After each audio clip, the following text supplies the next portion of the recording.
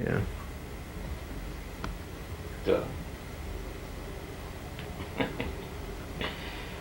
it's recording it. Okay.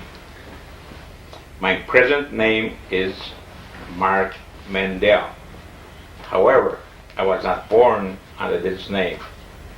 My birth name is Moshe Milech Mandelbaum. Actually, I was born in a town named Givnevishov. It was a small town outside of Demblin. And the reason I was the only one among 7 children that was born in Givnevishov. I have got no memories of that town. The reason I was born there, my father was a shoemaker, and evidently he went to this town to look for work. I was the 5th child. I was the only son born to my mother and my father. As to my exact birthday, I don't know the exact day, month, or year when I was born. I presently go under the date of April 5th, 1930. I picked this date after we were liberated from concentration camp. I recall my parents telling me that when I was born, it was a hard winter in Poland. To the best of my knowledge, I recall really that I was born probably 1929. I had 2 other cousins that were 6 weeks apart, the cousins on my father's side. So either I'm 6 months older or 6 months younger, but thereabout.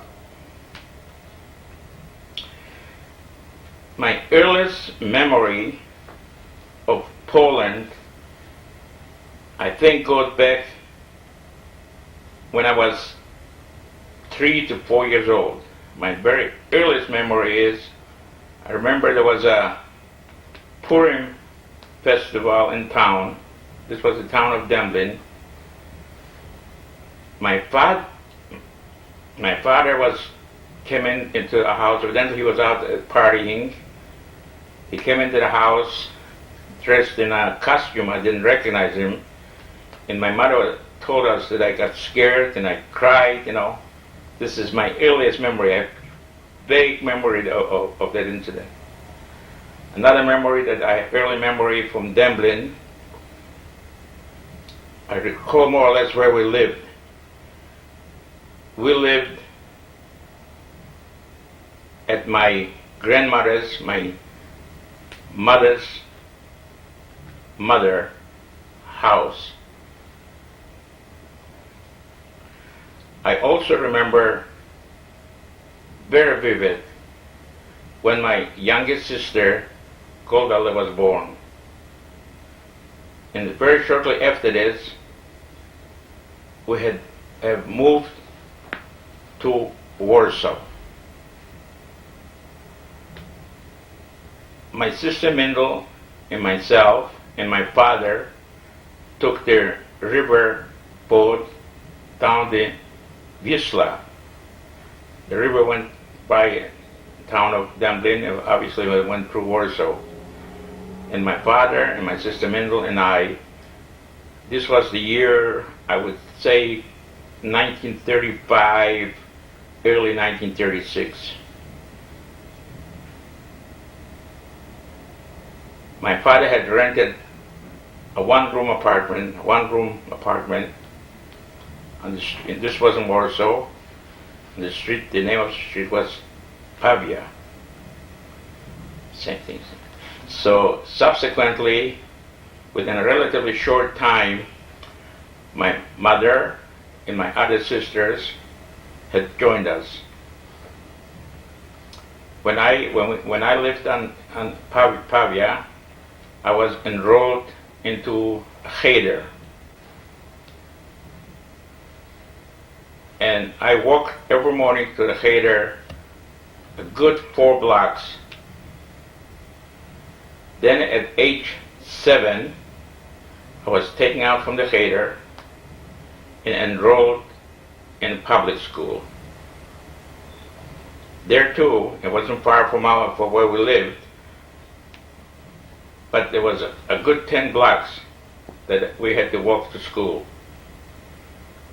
And the name of the school was Spokojna. Anyhow, in that school, there was a standard joke in our house. At home, we spoke Yiddish. As a matter of fact, my mother hardly spoke Polish. My father spoke a little bit, but my mother didn't know how to speak Polish at all, even though we were born in Poland. When I started first grade, in our school, there was a custom you could not wear the same shoes, walking shoes, street shoes, I could say, in school. So we had slippers. And when we came to school, it was a brand new school with wooden floors like we have here. We had to put on those slippers. So kids were rowdy, and they were kicking around the bag, the clothes.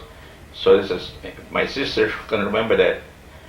So my Polish was not perfect, so I used to say, "Czego kopisz nasze rzeczy?" Those of you who are still Polish, the interpretation is, I was angry at the other children. Why do you kick around our children's items? Czego kopisz nasze rzeczy? Anyhow, in this school, then I was transferred in second or third grade. I know the third grade for sure.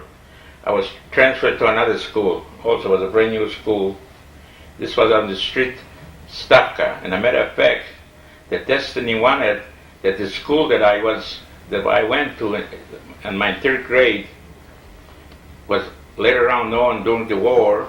Little did I know that's going to be a famous school. Was the Umschlagplatz. The Umschlagplatz this is the place where the Germans gathered all the people of the ghetto Warsaw, and from there they transported them to Treblinka and other camps.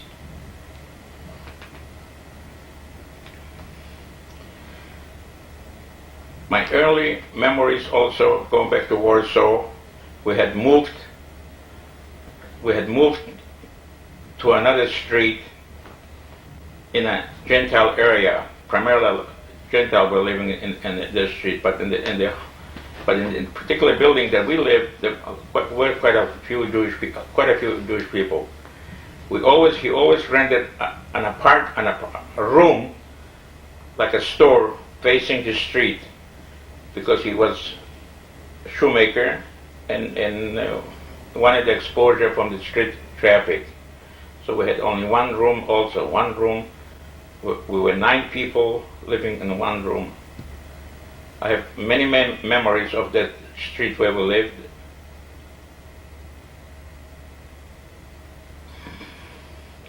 There too, from there we walked to school quite a long way. I remember I would always envy children at my age that they used to play soccer, what was known here as soccer. Obviously, we could not afford a uniform, so it was my greatest dream, to have a uniform for a soccer player. I never did. When on Saturdays and Sundays, when the games used to play in competition games, we used to go there and peek through to a little knot hole to see the games. We could never go in and watch a regular game. I also remember going on Saturdays to the beach, because the river Wisla flowed through Warsaw. And in Warsaw we had the relatives in Warsaw were on my father's side. My mother had only one sister living in Warsaw. To those standards at the time, my aunt Etta was considered to be very well off, because they actually had two rooms, one big bedroom and another room where the kitchen was. So they were considering that. The first time I saw a radio in their house, I'm talking about the year 1937, 1938. So I remember asking, I said, how when the radio was playing, I said, who's playing there? How do you know? So I was told there's little people there in the radio, and I really believed them. There were little people in the radio and playing music. Now, I understand it was 1938 and 37 was a novelty. Very, very few people had radios, but my aunt had a radio in their house.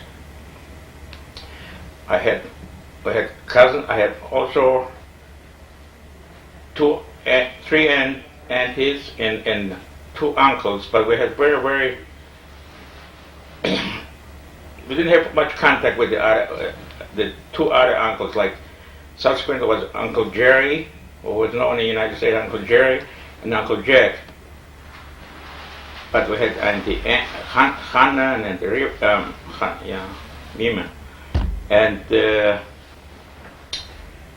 had children, and we had relatively, primarily during the holidays, we used to get together. I also have fond memories of the holidays in the cemetery. Of all the places, Geisha Cemetery, where subsequently my father happens to be buried, was a big synagogue there. And I recall that my father used to go during the holidays to that synagogue. And of course, beautiful, nice cemetery. They used to have a lot of those trees that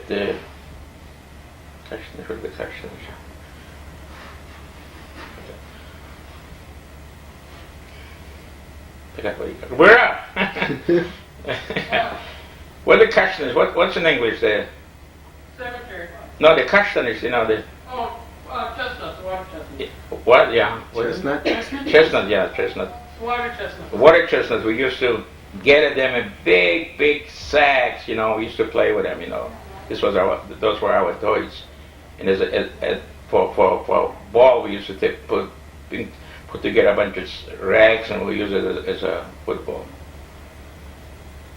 So here I'm already at 38, 39.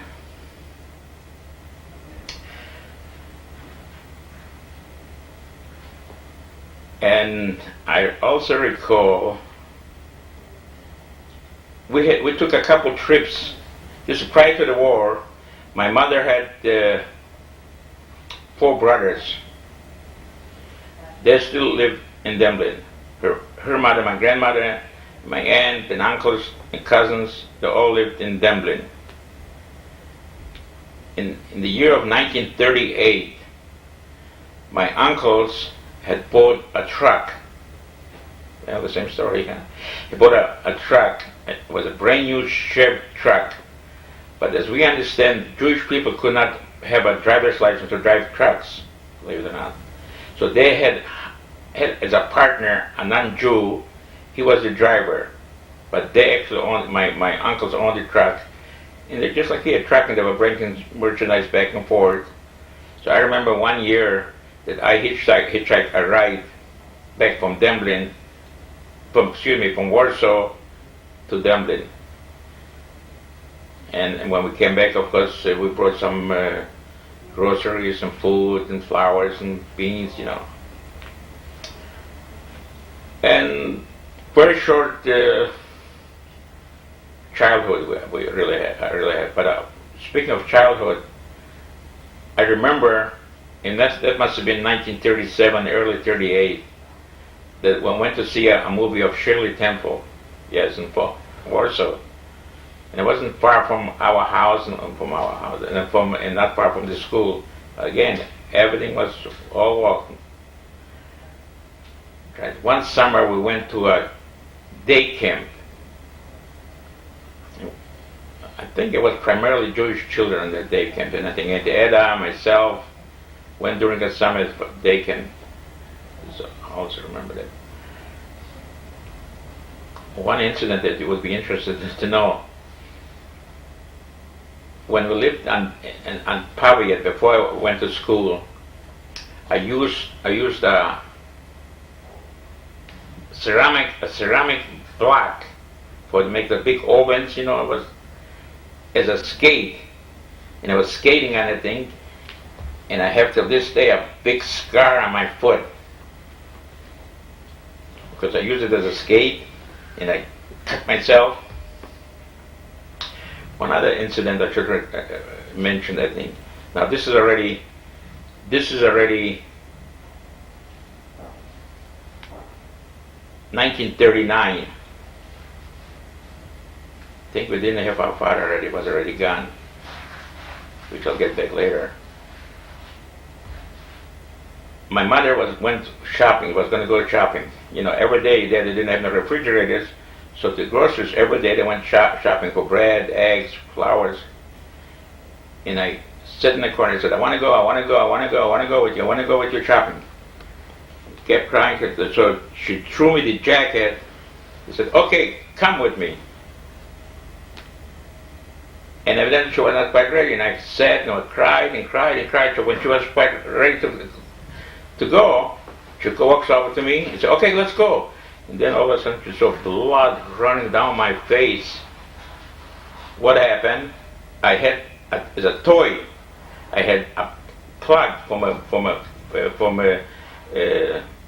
drugstores that they kept the medicine with a glass plug. It was those things. And I had it in my pocket. That was my toy. This was my toy. And when she threw the jacket at me, it hit my head. I have a scar to this day, because she took me to a doctor. Did your mother tell you about her accident in her head? Huh? No. Did she tell you when she walked right where we lived there too at the same time?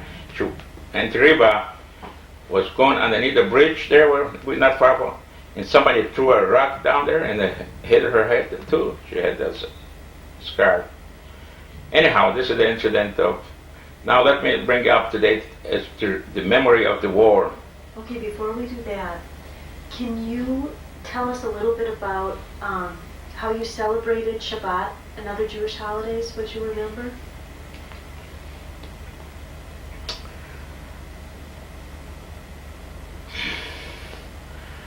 I recall evening Sabbath, Friday, primarily Fridays. My father was not considered to be, he didn't consider himself to be a religious person.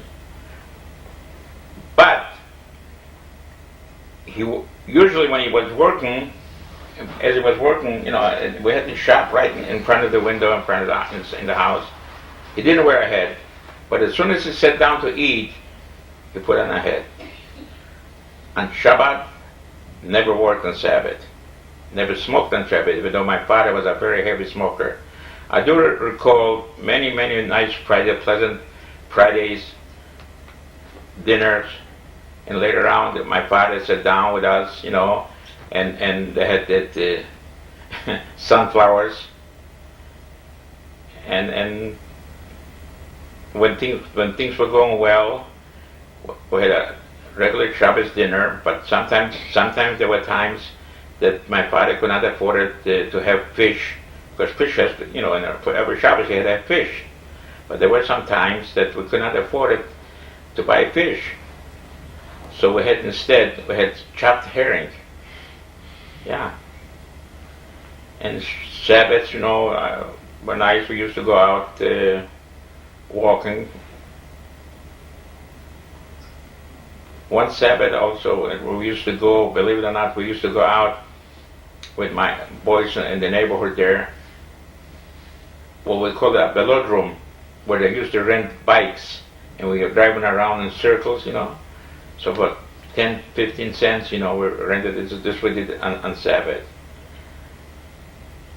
Holidays, I remember Passover too, but I always managed to fall asleep before we read the thing. I'm sure they'll tell you the same thing. So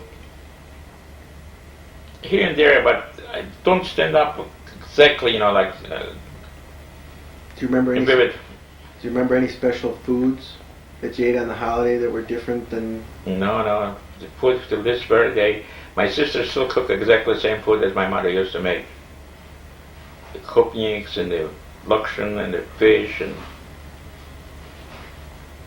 the kneidler and the latkes and all that stuff. What else you want to know? What were your parents like? My parents? Obviously, I'm sure now that I hope that my children feel the same thing about us as I felt about my parents. I had the best parents in the world. Little did I know that I was so young. My mother, at age 38, she did not have her teeth already. She looked very old. Never really had a decent coat, you know. Hard-working woman. My father was also a very hard-working person, but unfortunately, it took a lot of mouths to feed, and being a shoemaker. But I never knew that we were really poor, because there were some people poorer than we were. So therefore, you know, I'm sure that girl said the same thing too. But we were plenty poor. You cannot even imagine. You cannot comprehend what poverty is. Yet I didn't know that I was poor. I didn't always have good shoes, even though there's a saying, you know, every shoemaker's son goes barefooted, you know. But we didn't have the fancy, nice clothes, you know. From time to time on the holidays, I recall my parents bought me a nice navy blue suit.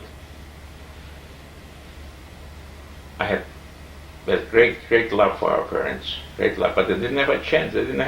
You know, remember now, I was at 12, at 9, I lost my father, and at 12, I lost my mother. So. Did your father have any special interests that you remember? I'm sure you're going to. My father's interest primarily, as I look back now, he was. My father never went to school, evidently. Neither did my mother. But my father was a self-taught person. He was obviously, I'm sure, educated in Hebrew. By Hebrew, I mean, you know, he knew how to daven, and in Yiddish. And I recall, so I'm sure the girls said the same story, that always around him the people came, you know, he read the Jewish paper, the forward, and it was very much just like I am now, you know, very conscious of current events, politics, you know. And I recall, because little did I know at the time when the Spanish War was going on, the Spanish Revolution, and they were talking about this thing, you know. So this is the only interest that I recall. And there were some times also that my father was very prosperous. He had some summer season. There was a season of work that he used to make summer shoes, and he had some good years. But he died so young. He really didn't have a chance. Okay, one incident I have to tell my children, you know, to know. What the school where I was going to, my father had occasions to go to the market to buy supplies for his shoemaker shop. One day, I played hooky. Luck wanted that my father caught me in the yard there. Well, don't ask. I really got a licking for that thing. He came home. So even though he never went to school, obviously, because at the time when my father was growing up, even though I was a very young man, school was not compulsory in Poland at the time when he was growing up. When I was growing up and my sister was growing up, it was already compulsory. So therefore he caught me one time. And also another incident that I recall vivid, you know, is next to our front room that we had was a grocery store, also owned by Jewish people. And they had pickles was in barrels, you know. So when people want a pickle, they went to the barrel, picked out a pickle, and well, I stole a pickle once out of that barrel. Don't ask. Right next door. I remember to this very day for doing anything. So even though my parents were very poor, to this standard for sure, but very honest people, didn't told us, if you can afford it, don't eat it, don't get it. So, leading, what else you want to know? What do you remember about Masha? What do I remember about Masha?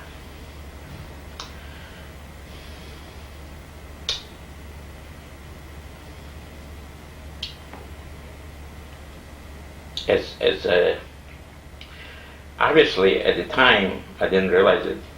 Now that I think of her, about her, she was very unfortunate.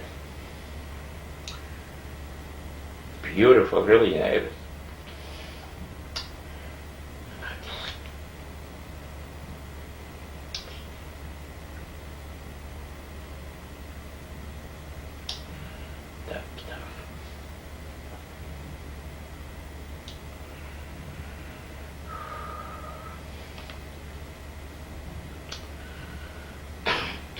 One feature about Masha was that she was born with a short one leg.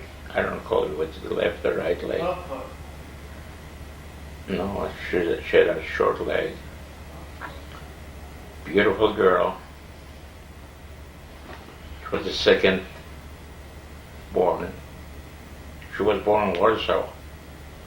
Actually, into Anne and into Masha and Mandel, they were all born in Warsaw. Really, actually born in Warsaw.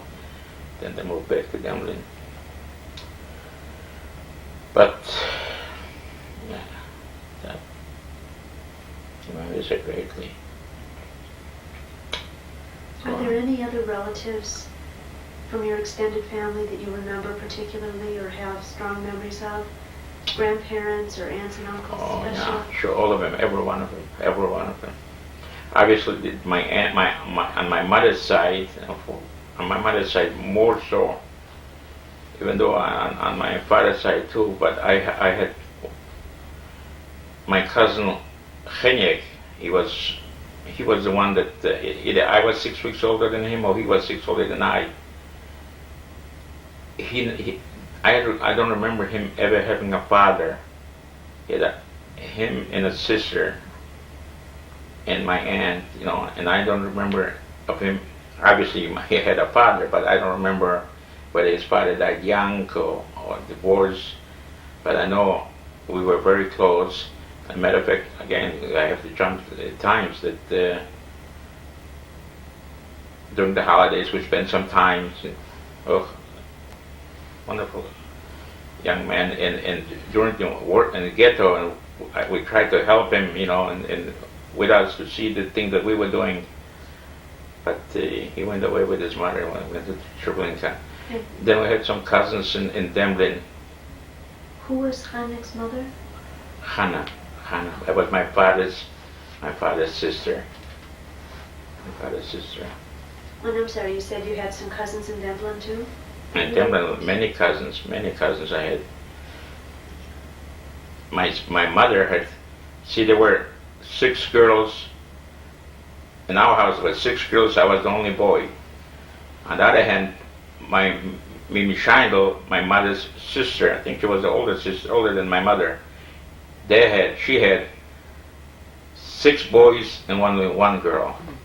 And more or less the same ages as like the oldest one, I think the oldest son of theirs was the same age as Masha or Mandel. But we didn't have a chance to see him when we came back, subsequently when we came back to Dublin. But again, the same thing as we have here, everybody's Leibish, and we had all my cousins, all my aunts, on my mother's side, they all had a Moshe Meilach. But I was the only one that called me Moshe Meilach. The other one that just called Meilach. And I should state for the record too, that I was named after my mother's father. And we obviously never knew him. My grandfather died. As we understand, he got killed very young. So when he sent me a note, whose names? Use names instead of cousins. Yeah, Names it's like whenever you can add some Yeah, names in there. remember- We've got a lot. Some We've got a more lot. from the other, but it's very helpful. To them. Whenever you remember names. Oh, I don't remember most of the names, but Names all and my, places. excuse me? And I mean, when you can put names and places. Yeah, too. well, Hersch, well, Auntie Hanka gave us a list of names. names, yeah, 10 minutes on the tape. yeah. Well, then you have it, that's all gonna have the same thing. Do you remember your grandparents very well? I remember, yes, very well. As a matter of fact, I remember as a kid, I remember when my grandfather died. He died at age 65. This is my father's father. But going back to my grandmother, Suvalaya, which Sherry is named after. This was my grandmother and my mother's mother. Fond memory. You know, just like you feel right now, every Bobby is the best Bobby in the world. Very devoted, you know, but little did we know, we thought she's a very old person. Little did we know that she was very, very young. And as we understand that she had died just before the German had a chance, during the Germans, but I think that she had died of probably sickness or old age, and old age, 60 years old was old age. But yet I remember very vivid my grandmother and my grandfather on my father's side, Bobislata and Zeta Isaac. We didn't have a close relation as we have right now, you know. He was kind of aloof, you know. He was a tailor. But what I remember the most, I remember very vividly when he died. They lived also on Pablo, but I would say, but maybe 6 blocks away from where we lived at that time. And I recall my father was there, all the children were there, and he was dying. I really remember that. They were not what they was telling the stories. That there was a felcher, a doctor, was another doctor that came in and was poking him, was giving him needles. So my father was telling, I remember that to this day really, why are you poking him? He's dead. Leave him alone. Surely enough, he died of a hemorrhage. Yeah. Then I remember after he died, they took him up from the bed, put straw, and they laid him on the floor, and everybody was around him. But I didn't go to the cemetery, so I remember vividly he looked a little bit like Steve, you know, with his beard. He had a red beard, but obviously was also a very young man. And my grandmother, Bobislata, she looked very old person. It was very wrinkled, and she was making a living selling food, bagel in the summer at the beach. And they lived literally in a basement, in a sub-basement. My aunt Hannah and Chenyek and Leila, I think it was, and my grandmother lived in that basement. As a matter of fact, during the war, we also moved in this same basement as where they lived. Yeah, but the relation was not a really close relation as we know it now as grandparents. But this was accepted, you know. It was. What else? Lead me into it. one more of the memory questions. Aside from Golda's birth, was there anything special you remembered about Golda? Yes, a lot. What she looked like? I was all such. As you can see, my sisters now, you know, they're all very pretty girls. Rest assured, Golda was a very pretty girl. I have a lot of stories to tell about Golda. And one thing, you know, my sisters will know it. I was very fond of her, you know, and she always was. After we moved to Warsaw, when evidently where she got sick on the riverboat, on the river, and I mean on the boat going from Demlin to Warsaw. So I used to play with her and kid her around, make her laugh, make her happy. So she used to call me. As a matter of fact, I just told her this kid something about it. She said, Moshe is a pshik, which translates Mark is a clown. I used to laugh for her. She said, Moshe is a pshik. We played with her. We all loved it very, very dearly. And a matter of fact, she was so sick. Then, of course, we kept very kosher at home. We didn't know nothing else. There was not such a thing as TAPE for everybody. But this stand up, and I'm sure all the sisters had the same story to tell, if the story about Goldella, that the doctor prescribed for her to have lard, what do you call it? Lard, but not lard thing, that meat, that chicken, lard, not ham. Anyhow, so obviously, what is a mother that doesn't do it for a child? So she went and she bought the stuff for her, and they're supposed to fatten her up. So she had a separate dish, and we used to put it on the table, and she was eating there, just for her. So God forbid, I shouldn't touch anything. But subsequently, that poor little girl, I remember the date. It's going to be January 20th, 1939. Goldella died, and she died of kidney infection. She was only 5 years old when she died. Yeah, couldn't save her. Poor girl. I remember she got out of her because of sickness, her teeth were so rotten, but a pretty little girl, but the teeth were. What did she look like?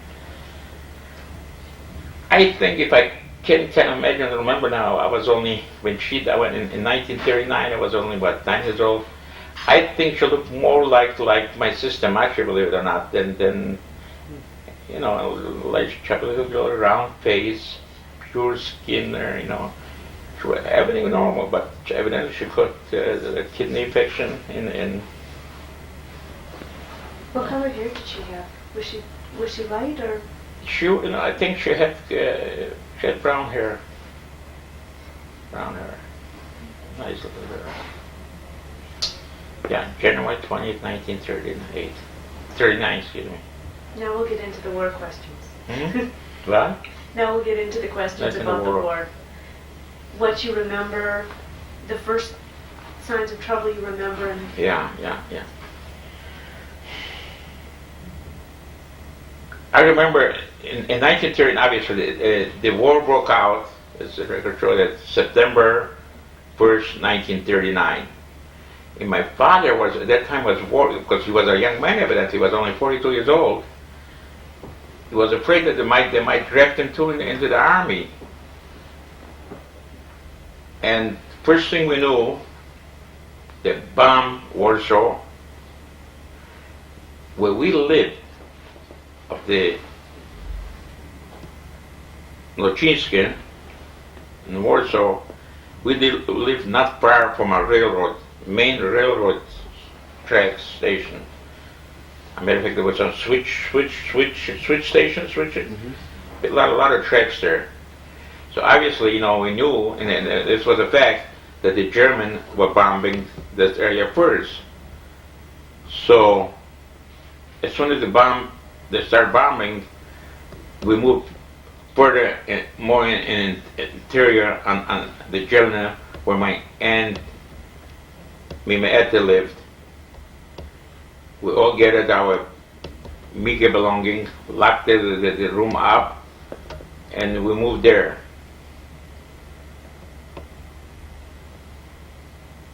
And then there was a pause. There was a pause in the bombing. It was getting close to the holidays. So my sister Ann, Hanka, and myself, and the Ann's boyfriend at the time, mind you, I was only 9 years old, and the Ann, as I understand, was only 16, 17 years old, decided to go back to clean up the house, get the house ready. The house, it's a room, one room, smaller than my living room here. Clean up the room, get it ready so we can come back home get ready for the holidays. And again, I remind you, it's just walking. We walked for a good 3-4 miles away. All of a sudden, and this must have been, had to be September 14 or 13, but I know it was an air raid in Warsaw again. Bombs were falling all around us. So I left Auntie Ann and her boyfriend in the room in the house. And see, when I say house, you have to visualize the house. Now, please visualize a front, a house with a front entry, the store now. That was our house, that's what I remember. But we didn't know any better. Everybody else was like this too. So I ran like hell. Ran. And of course there were policemen chasing people out. They couldn't walk on the street. I was the devil. Literally. Nobody could stop me. And I ran like hell back to Jelena where my mother, my father, and all the sisters were. And my father obviously saw also the air raid, and you look at the direction we live, and you saw some bullet smokes coming out there. So they locked up all the gates, you know. There was a courtyard and a gate where the Europe was built. They didn't let nobody out. And him too, he had the devil in him at that time, you know. He said, no, he said, he forced himself out. And so I didn't see him anymore. So I came running back, and he said, no, I said, I got to go back and save my children, because he thought for sure they were bombing in our direction. So he thought for sure they bombed the building that we lived. Sure enough, he managed to get out. He managed to get out. And they never came back.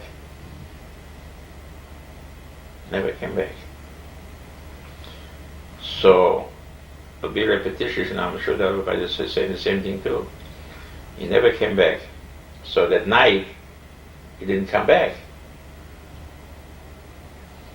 1 day or 2 days. So finally, my aunt, his sister, dared to go to the cemetery, and she found him laying in the cemetery. So, like we said yesterday, I think when Auntie Riva and Auntie Eda and myself were not allowed to go to the cemetery where he was buried. And he was buried in a communal grave, you know, grave. Is that where he died, or is that where they happened to find him, or how did he end up in the cemetery? Did somebody put the body there? Or? Right. And how did they know that he was Jewish to take him to the Jewish cemetery? Good question. Maybe he had identification. Good question, Doctor. Well, evidently, see, we don't know exactly where he was running and all. He was not, we were told, and at that time I remember the beautiful suit he had, and he had a beautiful, nice, brand new shoes, yellow. Remember that thing, you know. And for 2 days he didn't come back, you know. We looked for him. So evidently, my mother obviously said, I'm not going to look for my husband, look in the cemetery, I'm dead to give him. But his sister and his mother, she went. Because just like him, evidently, after the air raid, they got quiet, you know, so they picked all the people up. It's a good question. It never occurred to us to question ourselves. Maybe he had identification on him, you know. Because in Poland, you had to carry identifications in all Europe, you know, just like we have, we have a driver's license, but they had to have an identification number, identification. So obviously, probably took the identification out, and they saw Mandelbaum. There are not many going were named Mandelbaum. So they brought him to the cemetery, and when the law was, you know, the people came out and they identified them. Once they identified them, my mother's cousin, I think, he was a carpenter, built a casket for him, although the Jews were not allowed to build, and they took out his talit, and they went there and they buried him in a communal grave in Warsaw, in the Genshin, that same. So, when I found out, and was told, a matter of fact, when they found him, Auntie Eda and myself were going around all over the street, you know, it was a lawyer, there was an environment looking for him. But by the time when we came back, we were told that he got killed. They found him and he's dead. And I carried on. I remember sitting on the floor and banging my head against the wall and yelling. I said, how am I going to live without a father? How am I going to live without a father? And cried and cried and cried. Imagine leaving a widow with 6 children, young woman, all alone, without a home, without nothing. And I also remember, as far as during the war, we were staying in the line all night at the bakery to buy bread. And then all of a sudden, even at night, they came out. There was an air raid, and people got killed right in the bread line. And so this prior to the Germans marching in, finally, within a couple weeks, the Germans were in town in Warsaw, and they were passing out bread. They had that field kitchens, you know. So, and there too we stayed in line. We were always resourceful. You know, my sister Mandel, she was so terrific, such a devil. She used to come and get, then she put on another head, and then she put another head, and every time she changed, and that's why she got a lot of bread. We were always, but I tell you, to this very day, we could have been blown up to pieces, literally blown up to pieces, how stupid we were. By that I mean, as I said, we lived next to our railroad stations, switching. There was a lot of railroad cars with gas, fuel. Well, everybody was robbing, saying it was healthcare. So we went there and we brought fuel, gasoline. I'm sure that the kids, the sister told you about that story too. Fuel, mind you, brought it in the house, in the room, and we had in a big, huge bayou, what we call it, where my mother used to do the laundry, fill it up, and have it in the room where we lived there. A bomb, literally a bomb. But we sold it, and we got money for it.